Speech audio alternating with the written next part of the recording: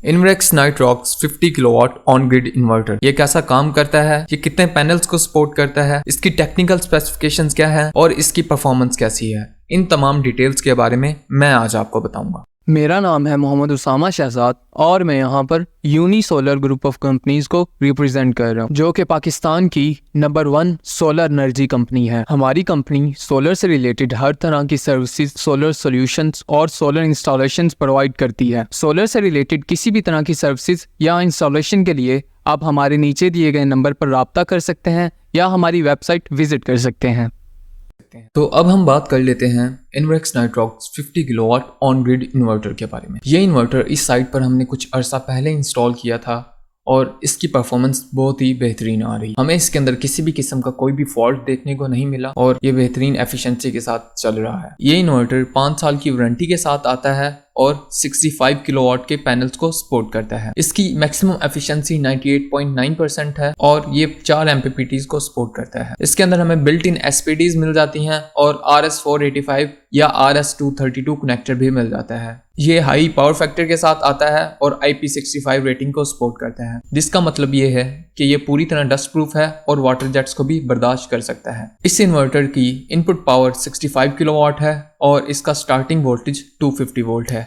इसका maximum DC input voltage 1000 volts है और MPPT voltage range 200 to 850 volt है। इसका मैक्सिमम DC इनपुट करंट चारों MPPTs के लिए 40 + 40 + 40 एम्पेयर है। अब हम बात कर लेते हैं इस इन्वर्टर की प्रोटेक्शन के बारे में। ये inverter DC reverse polarity protection को सपोर्ट करता है और AC शॉर्ट सर्किट प्रोटेक्शन को भी सपोर्ट करता है। इसके अंदर हमें AC output over current protection भी मिल जाती है और आउटपुट ओवर वोल्टेज प्रोटेक्शन भी मिल जाती है।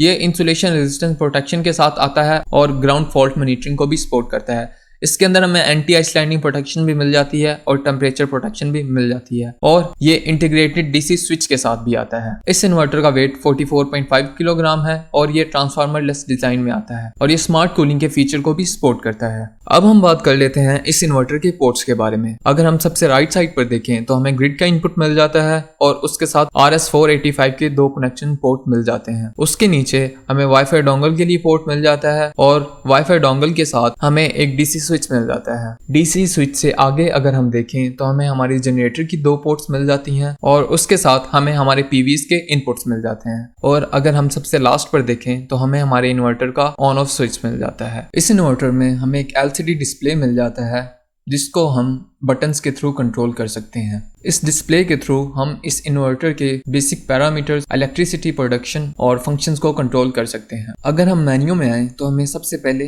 स्टैटिस्टिक्स का ऑप्शन मिल जाता है, जिस पर क्लिक करके आप अपने इन्वर्टर की electricity production per day, month या ईयर के लिहाज से देख सकते हैं, या आपके इन्वर्टर ने टोटल कितनी प्रोडक्शन की है वो आप इसकी हिस्ट्री से देख। और सबसे लास्ट पर हमें टेस्ट डाटा के कुछ पैरामीटर्स मिल जाते हैं। उसके बाद मेन मेन्यू में हमें फॉल्ट रिकॉर्ड का ऑप्शन मिल जाता है, जिसके थ्रू आज तक आपके इन्वर्टर में जितने भी फॉल्ट्स आए हैं आप उनको देख सकते हैं। उसके बाद हमें इन्वर्टर को ऑन ऑफ करने का ऑप्शन मिल जाता है। उसके बाद मेन मेन्यू में हमें सेटअप का ऑप्शन मिल जाता है। सेटअप पर क्लिक करते ही सबसे पहले हमें सिस्टम पैरामीटर्स का ऑप्शन मिल जाता है, जिसके अंदर आप इन्वर्टर का टाइम, लैंग्वेज और डिस्प्ले की सेटिंग्स कर सकते हैं और इस इन्वर्टर के डाटा को रीसेट या रीस्टोर कर सकते हैं। उसके बाद रन पैरामीटर्स का ऑप्शन मिल जाता है, जिसमें एंटर होने के लिए आपको पासवर्ड लगाना पड़ता है, जो कि बाय डिफॉल्ट 1 2 3 4 है। रन पैरामीटर्स में आने के बाद आप यहाँ पे अपने इन्वर्टर के बेसिक पैरामीटर्स को देख सकते हैं, like active power, reactive power, power factor, number of MPPTs etcetera. उसके बाद वापस सेटअप वाले ऑप्शन में आने के बाद आगे आपको प्रोटेक्ट पैरामीटर्स का ऑप्शन मिल जाता है, जिसके अंदर हमें ग्रिड स्टैंडर्ड या एडवांस्ड का ऑप्शन मिल जाता है। ये बेसिकली हमारे इन्वर्टर की प्रोटेक्शन की लिस्ट है। फॉर एग्जाम्पल, आपका इन्वर्टर ओवर वोल्टेज कब हुआ, अंडर वोल्टेज कब हुआ, कब आपका इन्वर्टर वोल्टेज ट्रिपिंग पे गया, इस तरह की तमाम हिस्ट्री यहाँ पे शो हो जाती है। और इसके बाद सेटअप के अंदर सबसे लास्ट पर आपको कम्युनिकेशन पैरामीटर्स मिल जाते हैं।